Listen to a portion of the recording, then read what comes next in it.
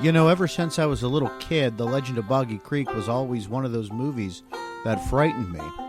It frightened me not because of how scary it was, but because of how real the possibility of something like the creature could really exist.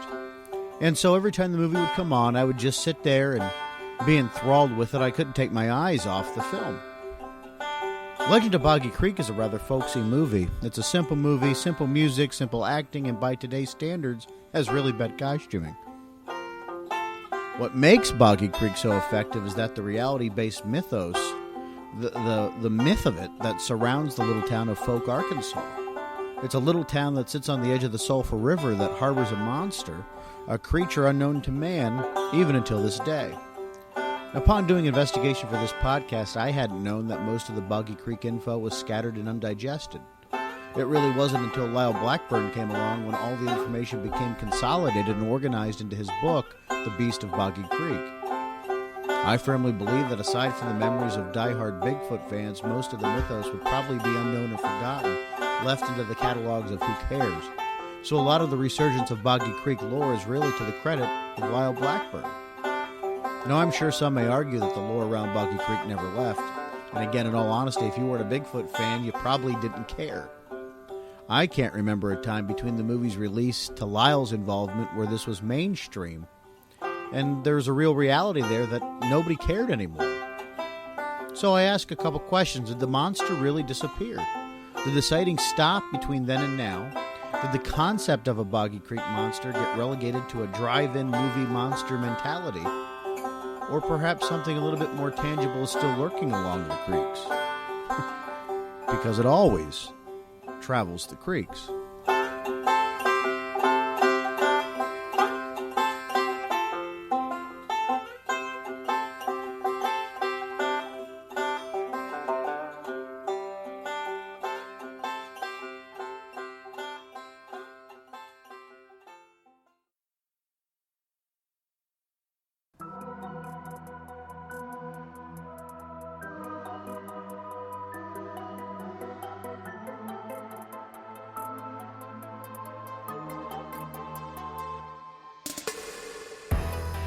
The idea of a creature larger than a gorilla with an odor like a skunk might seem far-fetched. From the beginning of his time on Earth, man has always been fascinated by monsters, real or imagined. The outside world is very judgmental about these things, with many people not believing in them whatsoever. Cloaked in secrecy, they show up without warning, state their business, then vanish as quickly as they appear. They only land in isolated places. They have taken people, I believe. They do have technology. But the idea is if enough people focus on something, like thousands and thousands of people focus their mind on something and the image, in a very strange way, they can kind of create a real-world version of the fictional entity. Fact, fantasy, and history have come together to tease the imagination. That the truth will out, and that no one lie can live forever. Welcome to SuperNormal.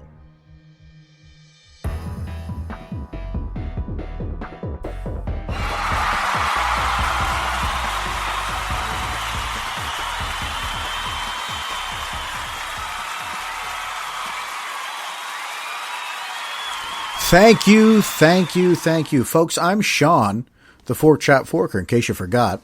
I am the host of SuperNormal, SuperNRML, and thank you so much for joining us on our premiere episode to kick things off. I'm joined tonight by my good friend Vance Nesbitt as we're going to take you on this tour of the world we live in, and the other side of the world we live in that most people just refuse to recognize, the world of the supernormal. Vance, so thank you so much for joining me.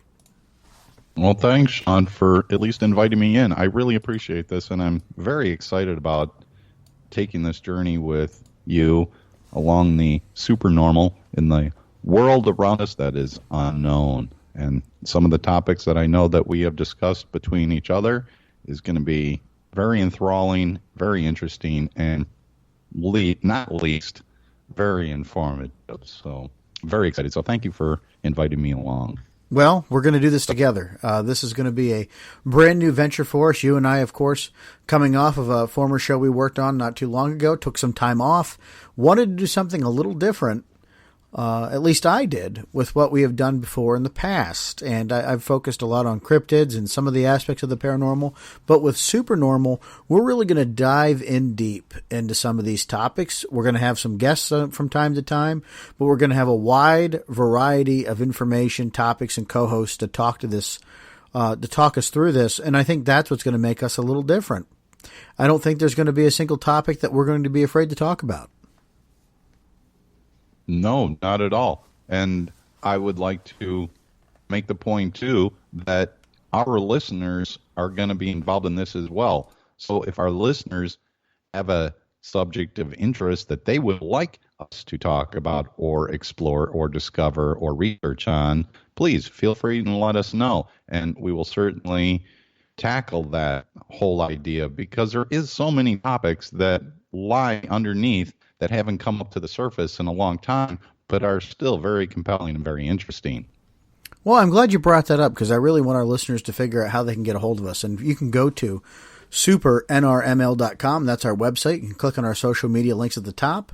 Or if you just choose to find us on social media, SuperNRML on Twitter or SuperNormalCast on Facebook. Email us supernormalcast@gmail.com or on Instagram, SuperNormalCast. And we're, like I said, we're socially active. We're always monitoring our paths of communication, so you can find a way to get a hold of us. And we talk in real time sometimes. So, again, don't be afraid to reach out. This show is for you, the listeners. And I know I've said that a lot in the past, but we really, really, really mean it on this program.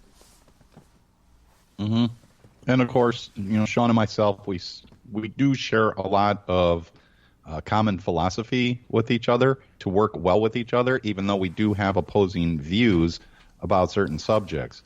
But I like to look back on that whole idea and concept that if you do have opposing views, even as the listener has an opposing view with the host, sometimes when you take that chemical reaction, what comes out of it is the truth, or at least something that will take you down a different pathway that you may not have considered in the past towards getting an answer or towards the truth.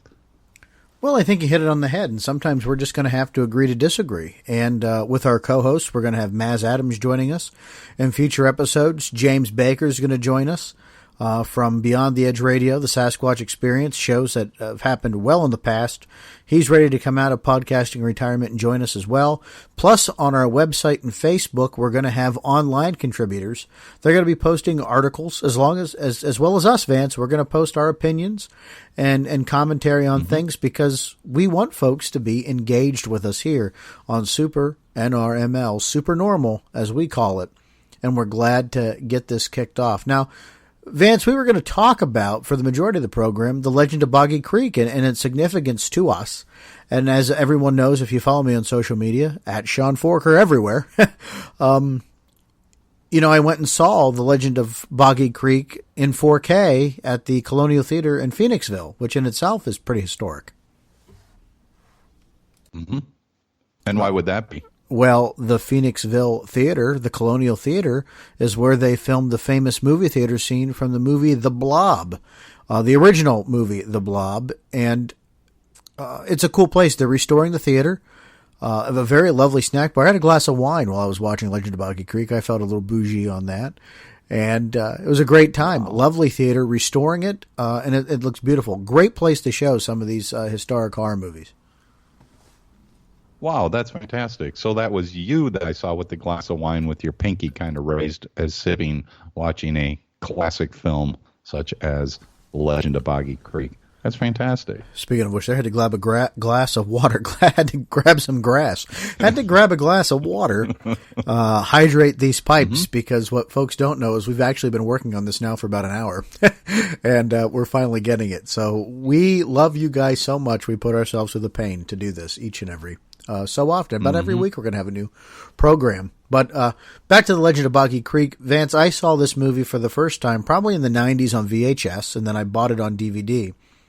And one of the things I noticed is that through VHS to DVD, the loss in quality, because from my understanding, there really wasn't an original print done And most of these VHSs, copies were made from copies of reels. So, Legend of Boggy Creek fell into public domain, or what people thought was public domain, until Charles Pierce's daughter, Pamela, found a way to somehow buy the rights or get the rights again, partnering with Lyle Blackburn to bring this movie back to a whole new generation. And I took my kids, the Fort Choplets, out to see it, and they absolutely loved it, Vance. And it was great for me to be able to experience in the theater, because I wasn't able to do that. I first experienced it on VHS. I experienced it for the first time on VHS too. Now, I was around when the film was released to select theaters, and mostly drive-in theaters. And of course, I think that would have been a very good audience to get that attention to and start to change that culture, was to have it at the drive-in theater. You sit with your girlfriend in the car, and wow, here you're watching this documentary, so to speak, but it is a documentary about something that these people did experience. And for my personal experience, I was 7 years old when I first saw the Patty film. Now, it came out when I say I was 7 years old, I was 7 years old when it was released to the public. And the first time to see that, there was no scrutiny of that film yet. All it was is here. This was captured. And the first time I saw that, I was convinced there is a creature that I just didn't think these monsters existed. And I call it a monster. I'm sure it is a creature, and there is a differential in that definition. But I was kind of taken back as a 7-year-old kid to see that for the first time. So then when Boggy Creek was released, and I saw it for the first time on VHS, no, it wasn't the greatest quality, but it was like reading a book and having the illustrations to give you the idea. And the majority of the film, when I watched it, the theater of the mind made the picture much more clear and much more dramatic as you're watching it, because you're thinking to yourself, what is the possibility that there is this creature, because these people had an experience. So I'm kind of jealous at the fact that you got to see it in 4K, and I'm looking forward to seeing it in the high-res 4K as well, because I will watch it again just for that reason. Well, it was restored recently at the George Eastman Museum in Rochester, New York, using a lot of the elements that they first made the movie in. And it's very clear. It looks great. It sounds great. And I'm just very pleased that they treated it with such care and respect, because I do think there's a cultural preservation piece there, right? Monster movies. And when you think of Boggy Creek, it's really one of the first kind of Bigfoot horror films. The Fouke Monster, of course, that area becoming prevalent in the 40s when the sightings first started taking place. So I think it's very relevant, and it's very important. Just to kind of maybe illuminate your point a little bit more, I believe personally it is extremely important to keep that subject and that film alive for future generations, because it is a historical marker. And let's try to polish it up and make it as presentable as possible as the years go by. And hopefully, 10 to 15 years from now, there'll be another process to clarify it even more. But I think it's very important to keep that as part of this genre and part of the culture, and keep newcomers and new generations that are coming up to at least witness and watch and experience this whole story for what it is. It's very important. Absolutely. And I think you have to look at the fact, you talk about the preservation piece. I don't believe until Lyle Blackburn wrote his book, The Beast of Boggy Creek, that there was really a compendium of information put together, or a compendium, or whatever you want to call it, of all the Boggy Creek information. It was all kind of pushed around and kept separate, and I don't think anybody really took a crack at making it cohesive until Lyle wrote his book. So I think at a time where the pop culture hysteria takes away from Boggy Creek, it's no longer relevant in drive-ins and movies, and it goes to obscurity, VHS obscurity, right? Between the late 80s to the 90s till almost up till today. Unless you are a fan of Bigfoot, you don't give a damn about the legend of Boggy Creek. Right. And I think true. Lyle, to his credit, really brought that information together and took it from that, small town, little backwoods town, hamlet type area and put it into a real piece of work that people started looking at this a little differently and a little bit more seriously. I know there was a little Bigfoot revival in the early 2000s, but you fast forward to 2016 onward, Bigfoot has become a pop culture phenomena again. You could thank Finding Bigfoot and the Animal Planet for that, but it's really become mainstream. You're seeing things, Bigfoot-related things on items that you never would have saw before. Oh, absolutely. And being that I'm in the Chicagoland area, this is not a Bigfoot hub by any means. No. And it is a different culture when you go to the Great Northwest. It is a different culture there. But what I notice here is more and more places I go, I see more Sasquatch at least being promoted as far as figurines, gifts, T-shirts, that type of thing. So it is a cultural thing that is happening at least here in the Midwest as well.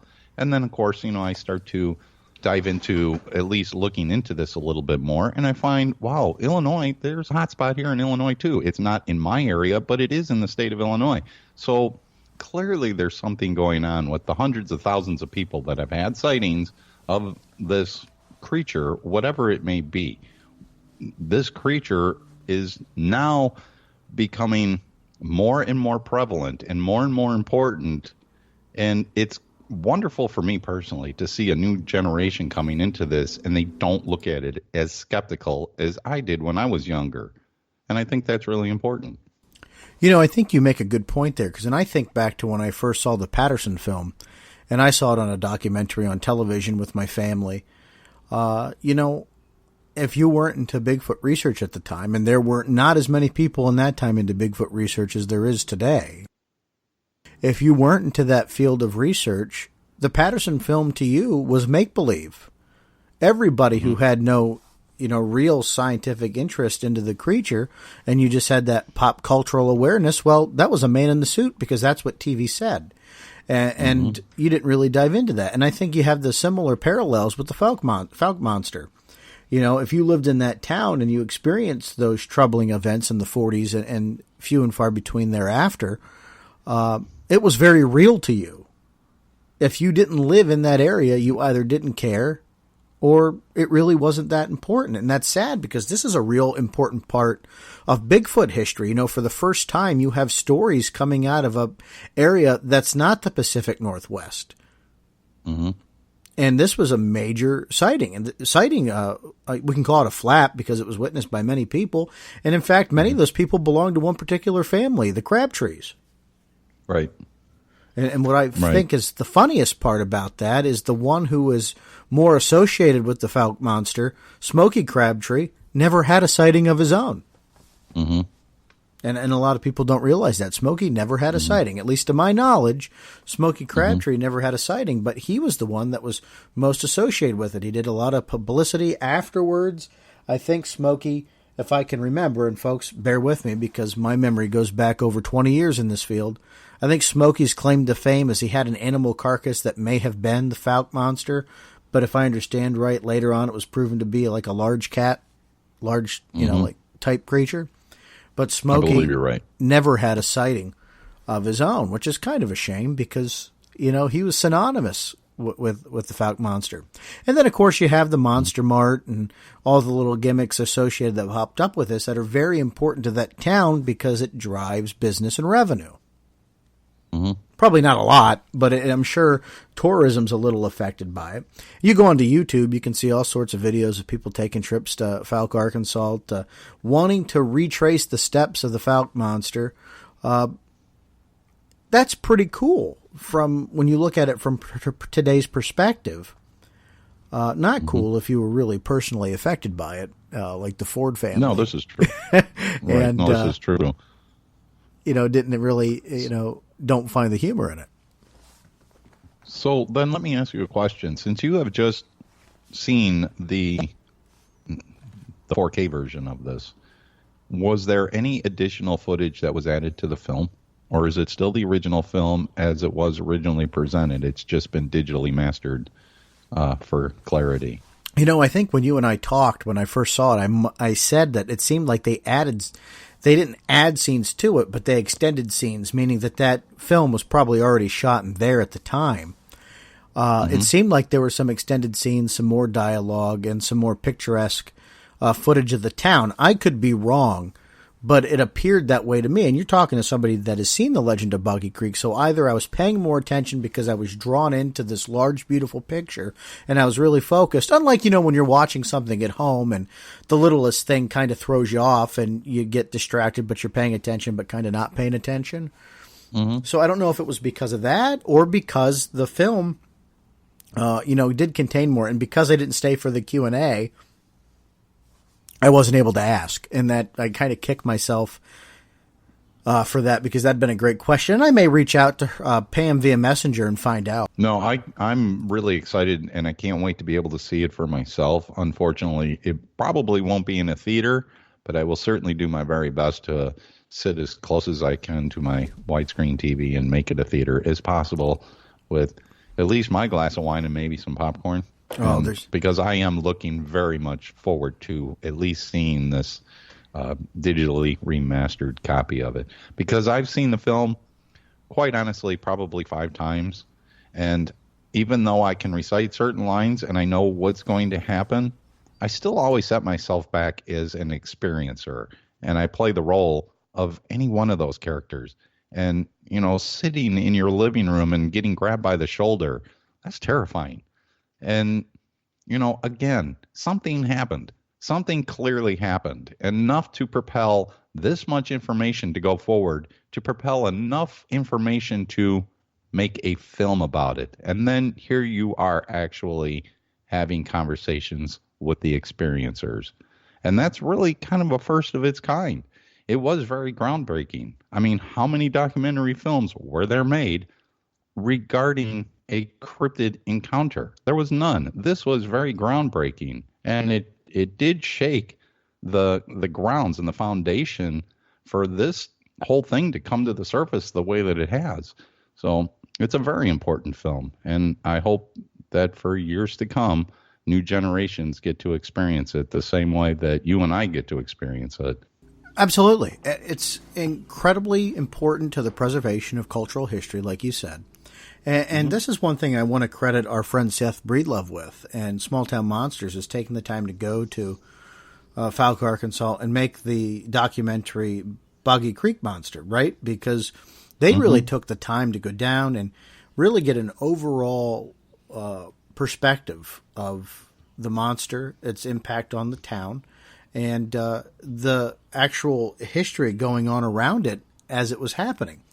And from real witnesses and folks that lived in the town. And I think that was really important to further on tell the story, because sightings still happen. The last sighting I have just down here I wrote down was in 2010. It was a road crossing sighting. But how amazing is that still here we are from the 1940s till today, we have still ongoing sightings, Vance. So then let me ask you a question. In your opinion, would you assume that it would be the same creature, or do you think this is probably a small breeding population? Small breeding population, and I get asked that question a lot, just because I'm, into the Bigfoot investigations. I am an actual researcher, investigator. There's a breeding population. I don't think anything like that could sustain itself just by being solitary and alone for over 60 years. We don't know the lifespan on those things. I don't think a gorilla has a lifespan nearly that long. And it's important to notate that there has to be a breeding population of these creatures for it to really make sense. Right. And I stand on that side of that opinion as well. I very much stand on that side, that breeding population in a small family unit, which may be the reason why there's deformities. Now, it's scientifically proven that interbreeding, as crazy as that whole subject is, and that's for a different day and a different show, does cause a lot of malformations, especially in the feet and hands. It didn't seem to hurt the Royals. No, this is true. This is true. But eventually, over time, I'm sure it would. But who's to say that both mentally and physically these changes don't come about in a small breeding population, and maybe that's this thing or things are still in existence, and I do have the opinion that probably still is, but I don't believe it's the same creature. Yeah, I don't think it can be. I think scientifically there has to be a breeding population for this to be sustainable. Is that population, it's just like Bigfoot. What's that population look like? I don't know. You take the population of bears, and I don't remember off the top of my head, maybe 15,000 bears in the state of Pennsylvania. How many bear sightings are there on a routine basis? Maybe 1,000 a year if you're not going out to kill them. How many bears are killed? You start looking into that, and then can you really pair a Bigfoot population estimate from it? I don't know. Maybe 1,000 in Pennsylvania. Who knows what that looks like across the lines? But, you got, inbreeding a factor. People think maybe because of the aggressive nature that's a very feasible possibility, especially when we look at the Fouke monster. It was a lot more aggressive than what you hear in the Pacific Northwest, typically, than what you hear. And that may be a factor into the aggression of it. I don't know. But the fact of the matter is it's being seen. Right. I think there's a knee-jerk reaction. When you say a population of 1,000, immediately there's a lot that say that they see the number 1,000 and they group it all together in a box. Oh, you're cramming 1,000 into this box. It's not that way. When you look at the square acreage and the square miles of just Pennsylvania itself, or of Arkansas itself, you could put one, and it's got miles to roam solo, and still have 1,000 or 999 others that have that same ability of hundreds of square miles that it could roam without running into each other. So 1,000, to me personally, I think that's a very feasible number, at least per state. I think that's a very feasible number. Yeah, and you take that population, you don't have sightings in Hawaii. Right. So you're looking at maybe 49,000 Bigfoot. That's not a lot in terms of population size. No, not at all. Here's a statistic that may make my point a little bit clearer. If you were to take every human being on the face of this planet, and a man, woman, child, and leave no human being out, the entire 6 billion people, and you gave each person 1 square acre of land, you would only cover 2/3 of Texas. That's for every human being on this planet, giving them 1 square acre. So if you're talking numbers like that, and you can contain it into that small of an area, imagine what the Bigfoot population is, and yet still remain elusive. It's very possible. It's extremely possible. Yeah, I think you hammer the point there right on the head. And we have to acknowledge that. Going back to this little, the town of Fouke, Arkansas, though, this was big news for them. And, news didn't travel as fast as it does today. And I think we have to put that into perspective. A lot of newspaper was the way folks got their news. And, of course, where did most people get their news? Sitting around at the local cafe or lunch stand or coffee shop and talking about the business of the day, right? So somebody read this in the paper. Because of that group perspective, a lot of times these reports couldn't be taken seriously because you didn't want your neighbor Tom to think you were a weirdo because you thought there was reliability behind the story of these ape men being seen in different parts of the country. Oh, that's very true. And in a town like Fouke, where everybody knows everybody, everybody's relying on everybody else for sustenance and sustainability. Absolutely. In a small town like that. And if one is isolated as a nutcase, you've isolated yourself, and it's a struggle. It is a big struggle. So you're right. As far as the way the information came out then, and of course, Fouke does not have its own TV station there or radio station as far as I know. Maybe they do now, but back then they did not. So you're right. The newspaper was really the formidable form of information passing along to its population.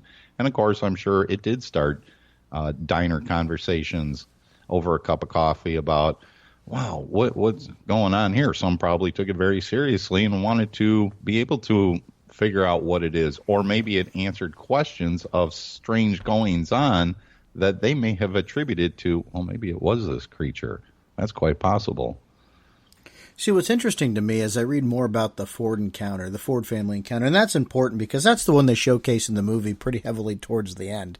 The Bigfoot reaches through the window, grabs the guy, or then eventually he's on the John and it pops the window out and he throws himself, I think eventually through the front door. That's a pretty impactful story. And initially, I think folks tried to play that off as a bear.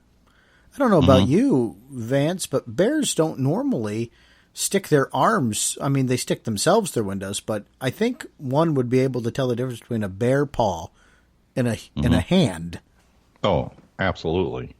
Oh, absolutely. And I don't mean to brush over that as slight as I have, but absolutely. There's a definite call difference between the two. Yes, bears can be aggressive, but in that area, it's black bear. Black bears are not that big. You can actually intimidate a black bear, and it's gone. One shot of a gun, it's gone. You're not going to see that thing again. But in this case, shots can be fired, and this thing keeps coming back.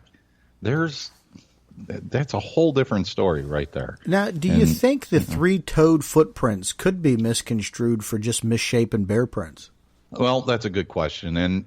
And for me, I think the biggest privilege I would have is to be in the area at the time and be able to look at something like that. So I'm only going by the information given to me. So I can't answer that. It's very possible. It could be.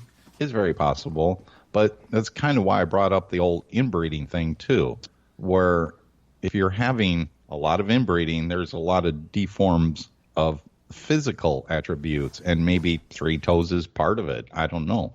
Or maybe just out of the 5 toes, only 3 are making an imprint because the other 2 are displaced and facing upwards, or whatever the case may be. I don't know. It could have been broken. Who knows? You're living in the wilds like that, and believe me, in Falk, Arkansas, it's the wild still. Who's to say that toes weren't broken? Absolutely. And was just disformed too. So there's a lot of probable causes. Could it be bear? There's a possibility of that. I can't say yay or nay, but could have been the neighbors. This is very true. But that's all part of this interest in at least having this conversation. Is if you say I don't know, okay, let's then move on to trying to get to the point where you can say, well, I do know, because you have a little bit more tangible proof. But right now, I don't know. It's only speculation, but it is possible that it is, a bear print. But as far as the testimony and the experience of an arm coming through the wall and physically grabbing, that's not the tendency of a bear. And a bear can't do that to begin with. It won't. Now, bears will, and we've seen videos, a bear will go towards a car if there's food left out in the car and figure out how to open that car door, and they shred the entire interior apart to get to the food. Beyond a shadow of a doubt. That's very common for a bear. But I can guarantee you that bear is not doing that if somebody's sitting in the vehicle. You hit that horn, okay, the bear's like, no, it's not worth the fight, and it'll leave. So knowing that there were people in that home, and yet this thing still came, it just doesn't make sense to me, and I would therefore lean more towards it's an unknown creature. I wholeheartedly agree. And this is not going to be the last time we talk about Boggy Creek here on SuperNormal. We're going to come back to it again at some point. We'll try to get Lyle Blackburn on with us, my friend Lyle Blackburn, to talk more about it. And I think, again, I'm going to say it, Lyle needs to get more credit than he probably takes on this. Without his book, The Beast of Boggy Creek, I think it would still stay in relative obscurity. I don't think anybody would be taking second looks at it today, but he put it all together. So go out and buy his book. You can go to LyleBlackburn.com or go to Amazon and search The Beast of Boggy Creek. And then he's got a sequel to it called Beyond Boggy Creek. 2 very good books that you can purchase on the subject, and I highly encourage you to go out and do that. I don't get a nickel for his books, but I do enjoy seeing my friends be successful, and they put a lot of hard work into these topics, Vance. And when you say hard work, what was it, last week? He's still in that area. He's still researching in the area. He puts his boots on and he stomps around in the swamplands, and he's still doing his work. So kudos to Blackburn for doing all of this. It's fantastic. Absolutely. And, of course, thanks to Pamela Pierce for taking the effort and the undertaking to go and get this movie brought back and make it a little bit more mainstream and enjoyable for new audiences. I think in 2022, it's going to be 50 years of the Boggy Creek Monster, Vance. That's pretty cool. I'm dating myself, but yeah. So stay tuned for that, because I think it's thelegendofboggycreek.com.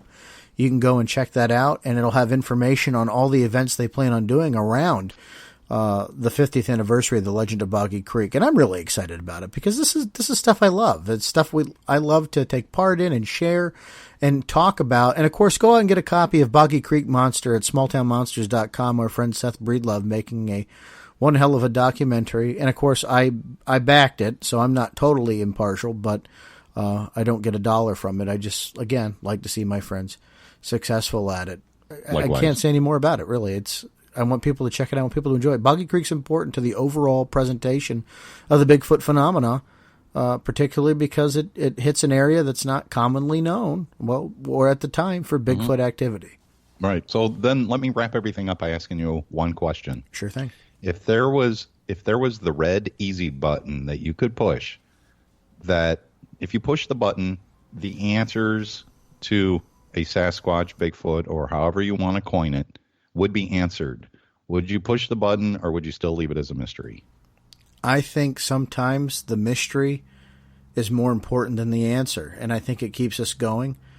For some people, there's a deep purpose behind it.